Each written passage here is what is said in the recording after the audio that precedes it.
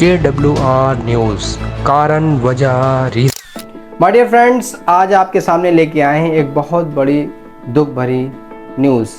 जी हाँ, न्यूज़ है ईरान से, ईरान के राष्ट्रपति इब्राहिम रईसी के संबंध में। जी हाँ, ईरान के राष्ट्रपति इब्राहिम रईसी का एक एक्सीडेंट हो गया जो कि जुल्फ़ा के करीब में वो बताया जा रहा है। तो आइए आज हम आपको बताते हैं पूरा ये क्या मसला है और क्या माजरा है, क्यों और कैसे ये हादसा हुआ। लेकिन ये हादसा जो हुआ है इसके पीछे क्या साजिश है और क्या कॉन्स्पिरेंसी है, वाकई ये हादसा कोहरे की वजह से हुआ या फॉग की वजह से हुआ या ये हादसा एक षड्यंत्र बताया जा रहा है। लेकिन ये सब जांच का विषय है। इस विषय के साथ साथ हम आपको बताएंगे आखिर किस तरह ईरान के 2020 से लेके और आज तक 2024 तक ईरान के 4 जो टॉप कमांडर हैं उनकी कैसे उनको दुनिया से रुखसती उनकी हो गई, कैसे उनको शहीद कर दिया गया और कैसे मार दिया गया। जी हाँ, लेकिन ये सब बताने से पहले हम आपको बताते हैं कि आखिर 19 मई 2024 को इब्राहिम रईसी जो कि ईरान के राष्ट्रपति थे, अब दुनिया में नहीं रहे हैं। हम बहुत ज़्यादा दुख के साथ आपको बताने जा रहे हैं आखिर ये कैसे और किस तरह ये जो फॉक्स से हुई है या CIA या मोसाद का इसमें हाथ बताया जा रहा है। ये सब एक जांच का विषय है। लेकिन उसके साथ साथ बताने से पहले हम आपको बताएं कि ये जो दुर्घटना हुई है ये बहुत ही बड़ी क्षति ईरान के लिए ही सिर्फ नहीं है, हिंदुस्तान के लिए भी है और दुनिया के सारे मुसलमानों के लिए ये एक बहुत बड़ी क्षति हुई है। आपको पता होगा कि फ़िलिस्तीन जो इस वक्त बहुत ही ज़्यादा मुसीबत और बहुत ज़्यादा इस वक्त तबाही का मंज़र देख रहा है और इज़राइल जो कि वहाँ के औरतों को, बच्चों को, बूढ़ों को और नौजवानों को ज़बरदस्ती निशाना बना बना कर और चुन चुन कर मार रहा है और उनको शहीद कर रहा है। पूरी दुनिया इससे वाकिफ़ है।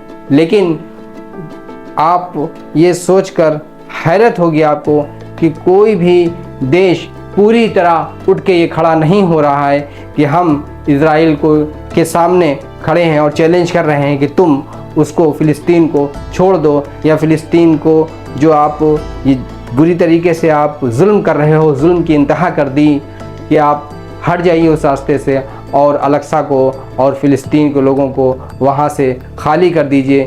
किसी में कहने की ये ज़रूरत भी नहीं हो रही है सिवाय ईरान के।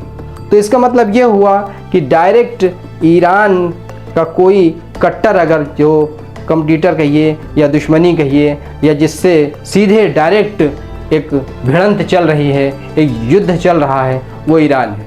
तो इसमें बहुत ज़्यादा ये आशंका जताई जा रही है कि इसमें इब्राहिम रईसी की हत्या में ये इसका मोसाद का या CIA का या इज़राइल का डायरेक्ट हाथ हो सकता है। इसमें संभावना भी हो सकती है, लेकिन ये जांच का विषय है, अभी तक इसका पता नहीं चल पाया है। लेकिन हम आपको एक बात बताएं कि हिजबुल्लाह ने ये कहा है कि अगर हमें ये पता चलता है कि वाकई इसमें मोसाद का हाथ है या इज़राइल का हाथ है तो हम इज़राइल का नामो निशान दुनिया से मिटा देंगे, हम नक्शा बदल देंगे, ख़त्म कर देंगे, हम उनको जीने नहीं देंगे किसी भी तरह और उनको निहस्त नाबूद कर देंगे। हिजबुल्लाह ने कसम खाई है कि अगर वाकई हिजबुल्लाह ने कहा है कि अगर इसमें मोसाद का और इज़राइल का हाथ हुआ इब्राहिम रईसी की हत्या में तो हम इसका बदला ज़रूर लेंगे। आगे हम आपको बताने जा रहे हैं कि आखिर 4 साल के अंदर जो ये 4 टॉप कमांडर ईरान के मारे गए हैं उनमें आखिर क्या समानता है, कौन सी ऐसी चीज़ है जो सब में कॉमन है। जी हाँ, लेकिन उससे पहले हम आपको बताएं कि जो इब्राहिम रईसी ईरान के राष्ट्रपति थे जो दुनिया से कूच कर चुके हैं और उनके मरने के बाद हमारे प्रधानमंत्री नरेंद्र मोदी ने खुद एक्स ट्विटर पर जाकर एक कंडोलेंस और अपनी बात रखी और कहा कि हम ईरान के साथ खड़े हुए हैं, वहाँ के लोगों के दुख में हम खुद शामिल हैं। और हमारे प्रधानमंत्री नरेंद्र मोदी ने एक्स ट्विटर पे बोला है, deeply saddened and shocked by the tragic demise of doctor Saeed Ibrahim Raisi. President of the Islamic Republic of Iran, his contribution to strengthening India-Iran bilateral relationship will always be remembered. My heartfelt condolences to his family and the people of Iran. India stands with Iran in this time of sorrow. यानी भारत इस दुख की घड़ी में वो Iran के साथ कंधे से कंधा मिलाकर खड़ा है और उसके साथ में शाना बशाना है।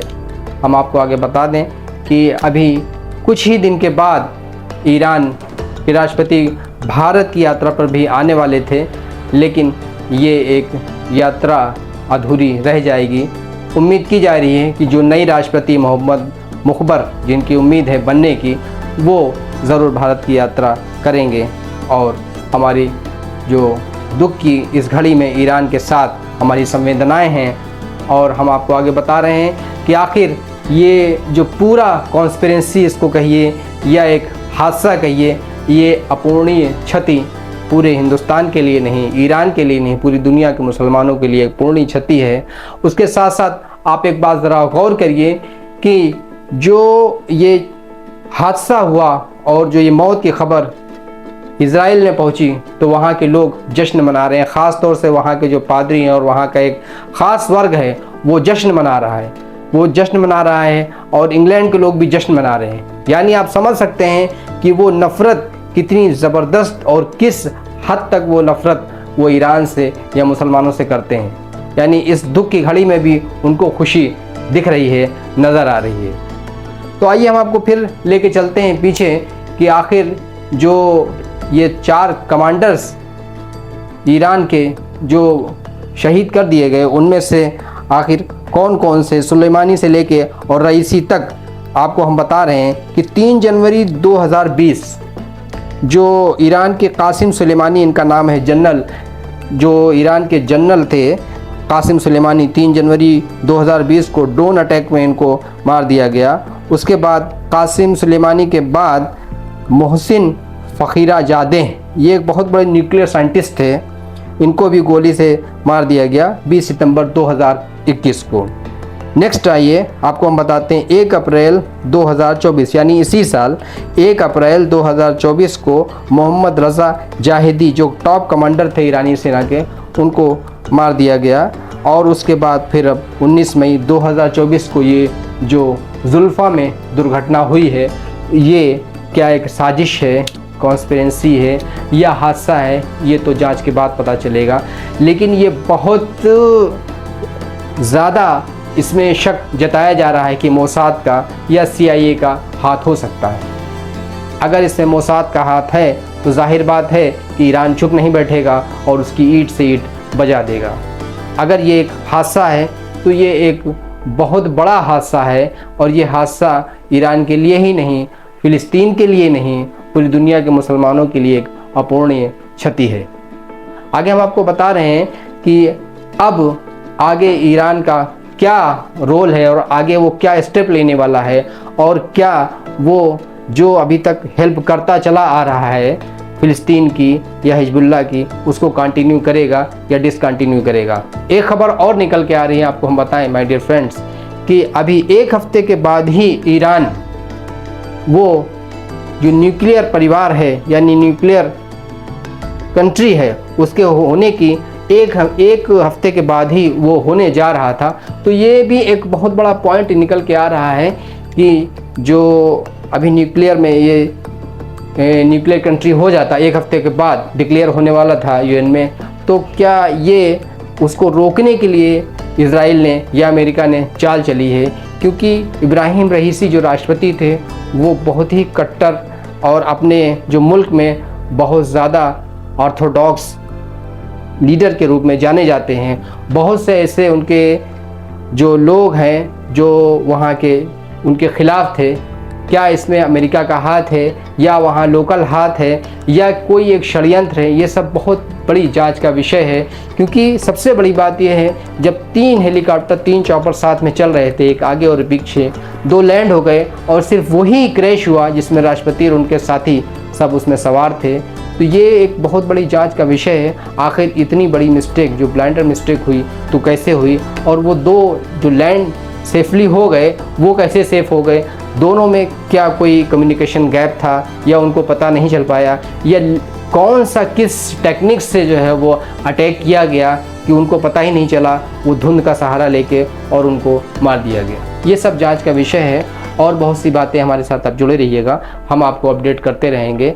हमारे चैनल को आपको ये वीडियो पसंद अगर आया है तो लाइक करें और शेयर करें, सब्सक्राइब करें। प्लीज़ आप हमारे साथ यूं ही जुड़े रहें। Thank you very much. जय हिंद, जय भारत। KWR न्यूज़, कारण वजह रीज़न।